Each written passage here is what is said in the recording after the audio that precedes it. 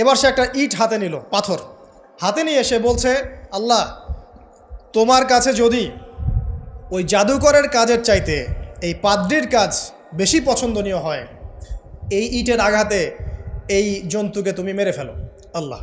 এ বলেছে বিসমিল্লাহ বলে পাথর নিক্ষেপ করলো, নিক্ষেপ করার সাথে সাথেই জন্তু ডেড। তখন তার আইন আল ইয়াকিন, হাক্কুল ইয়াকিন হয়ে গেল যে হ্যাঁ, আল্লাহর কাছে এই পাদ্রির আমলই সবচেয়ে বেশি পছন্দনীয়। তার আর মনে কোনো সংশয় থাকলো না। কিশোর মানুষ না, কতটুকুই বা বোঝেন নাই। এবার তার মধ্যে একটা ইয়াকিন চলে আসলো এবং সে পরিপূর্ণ মুমিন মুসলিম হয়ে গেল। এবার যখন সে রাজ দরবারে যায়, তার কাছে পেশেন্ট আসে, মানে একজন মানুষ এসেছে, সে বলছে যে আমার চোখের সমস্যা। সে চোখে হাত দেয়, হাত দিয়ে বলে যে আপনি আল্লাহর প্রতি ঈমান নিয়ে আসেন, আমি আল্লাহর কাছে দোয়া করব, চোখ ভালো হয়ে যাবে।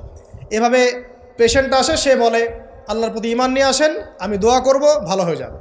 এভাবে আস্তে আস্তে তার নাম এবং খ্যাতি ছড়িয়ে পড়তে লাগলো। যেই তার কাছে আসে সে বলে আগে মুসলিম হন, ইমানদার হন, আল্লাহর প্রতি বিশ্বাস করেন, আমি দোয়া করব, ভালো হয়ে যাবে। চোখ অন্ধ ভালো হয়ে যাচ্ছে, কুষ্ঠরোগী ভালো হয়ে যাচ্ছে, হ্যাঁ, প্যারালাইজড রোগী ভালো হয়ে যাচ্ছে, আলহামদুলিল্লাহ। নবী ঈসা আলাইহিস সালাম এমনটা করেছিলেন না? আল্লাহ পাক চাইলে করতে পারেন। একদিন ওই রাজ দরবারের একজন মন্ত্রী আসছে, এবার ওই রাজার একজন এমপি সাহেব, তার চোখে সমস্যা, সে আসছে, এসে বলছে যে আমার এই চোখের সমস্যা, আমার চোখটাকে ভালো করার দরকার, তোমার কাছে কোনো ওষুধ আছে নাকি? সে বলছে যে আপনি আল্লাহর প্রতি ঈমান নিয়ে আসেন, আমি আল্লাহর কাছে দোয়া করব, আপনি ভালো হয়ে যাবেন। এবার সে আলহামদুলিল্লাহ ঈমান নিয়ে আনলো এবং সে ভালো হয়ে গেল। এই ভালো হয়ে যাওয়ার পরের দিন যখন সে আবার ওই পার্লামেন্টে গিয়েছে আর কি, ওদের তৎকালীন রাজদরবারে, এবার রাজা ওকে দেখে বলছে যে তোমার তো চোখ অন্ধ ছিল, কিভাবে শেফা লাভ করলে?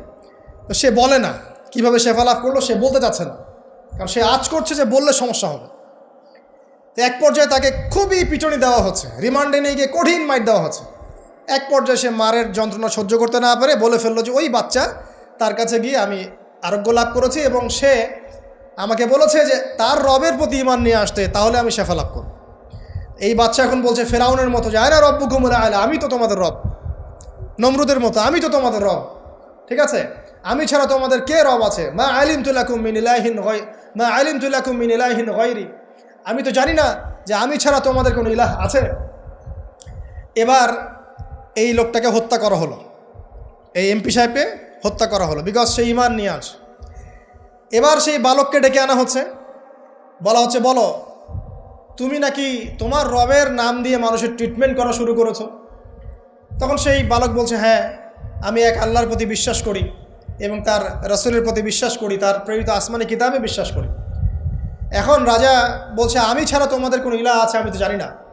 এই সৈন্যবাহিনী শোনো, এই বালককে ধরে নিয়ে গিয়ে উঁচু পাহাড়ে নিয়ে যাও, ওখান থেকে ফেলে দাও।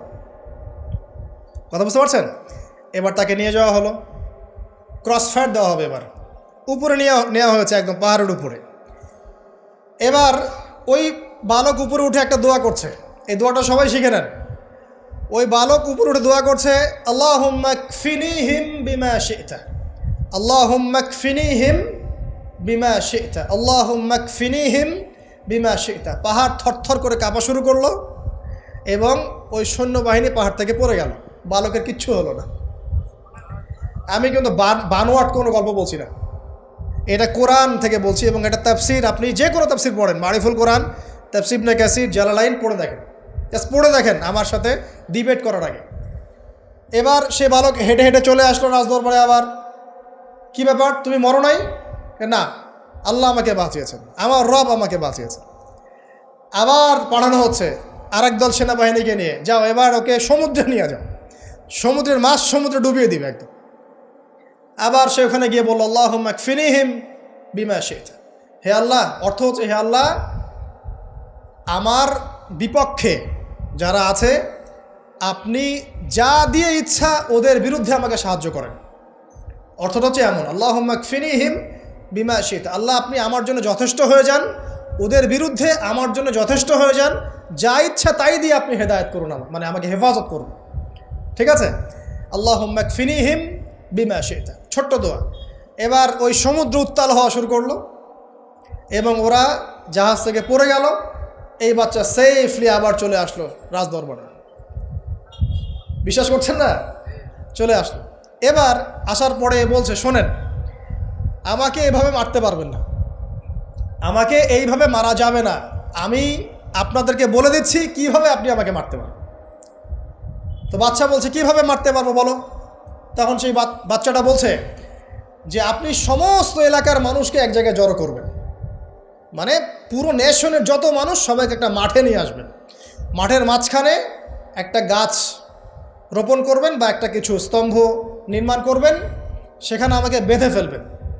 বেঁধে ফেলার পরে আমার এই ধনুক থেকে একটা তীর বের করবেন, তীর বের করে আপনি নিজ হাতে এই তীরটাকে নিশানা দিবেন, দিয়ে বলবেন বিসমিল্লাহ আল্লাহর নামে, বিসমিল্লাহ আল্লাহর নামে, বিসমিল্লাহি রব্বি হাযাল গোলাম বলে ছুড়বেন। অর্থ হচ্ছে আমি এই বাচ্চার রব, আমি এই বাচ্চার রব আল্লাহর নামে তীর ছুড়লাম, এটা বলে তীরটা নিক্ষেপ করবেন, তাহলে আমি মরবো, তার আগে মরবো। কথা কি বুঝতে পারছি? এবার তাই করা হলো, সমস্ত এলাকার মানুষকে এখানে জড়ো করা হলো। কথাটা ভালো করে বোঝেন, সমস্ত এলাকার মানুষ মানে কি? ওই এলাকার সব মানুষ, মানে মুমিন কাফের যে আছে সবগুলাকে একত্রিত করা হলো। করার পরে বাচ্চাটাকে এভাবে একটা জায়গায় বেঁধে দেওয়া হয়েছে, খেজুর গাছে, তাফসিরে এসেছে খেজুর গাছে। এবার সে এখান থেকে তীর বের করে, বাচ্চা বলছে বিসমিল্লাহি রব্বি হাযাল গোলাম, নিক্ষেপ করলো। তীরটা ঠিক, আল্লাহ পাকের দৃষ্টি দেখেন এত সূক্ষ্ম, ওইটাই বর্ণনা করেছেন। তীরটা ঠিক বাচ্চার এই জায়গায় লেগেছে, এই যে মাথার এইখান থেকে লেগে এদিকে বের হয়ে গেছে। হ্যাঁ, কি বুঝি নাই? ছেলেটার বাচ্চা ওই বাচ্চা ছেলেটার এই যে কপালের এই পার থেকে এই পার পর্যন্ত তীর চলে গেল এবং বাচ্চাটা শহীদ হয়ে গেল, আলহামদুলিল্লাহ। এবং এই বাচ্চাটা যখন মারা গেল বা শহীদ হয়ে গেল, আর সারা এলাকার মানুষ কি দেখলো যে বাচ্চা তাকে দুইবার চেষ্টা করে মারতে পারে নাই, কিন্তু তার রবের নাম যখন নেওয়া হয়েছে, আল্লাহর নাম নেওয়া হয়েছে, মারতে পেরেছে। দেন পুরো এলাকার সমস্ত মানুষ মুসলিম হয়ে গেল, আলহামদুলিল্লাহ।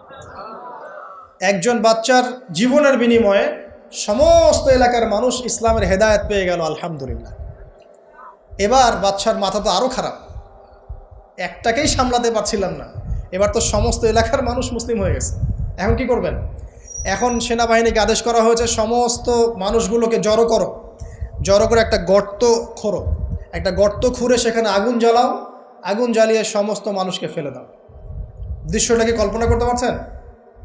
একটা পুরো এলাকার মানুষকে একটা মাঠের মধ্যে একত্রিত করে সেখানে আগুন জ্বালিয়ে সবাইকে সেখানে ফেলে দেওয়া হলো এবং তারা চতুর্দিক থেকে এটাকে অবলোকন করতে লাগলো, মজা উপভোগ করতে লাগলো। এটাই আল্লাহ পাক বলছেন, কুতিলা আসহাবুল উখদুদ ইয হুম আলাইহা কুউদ ওয়া হুম আলা মা ইয়াফআলুনা বিল মুমিনিনা শুহুদ।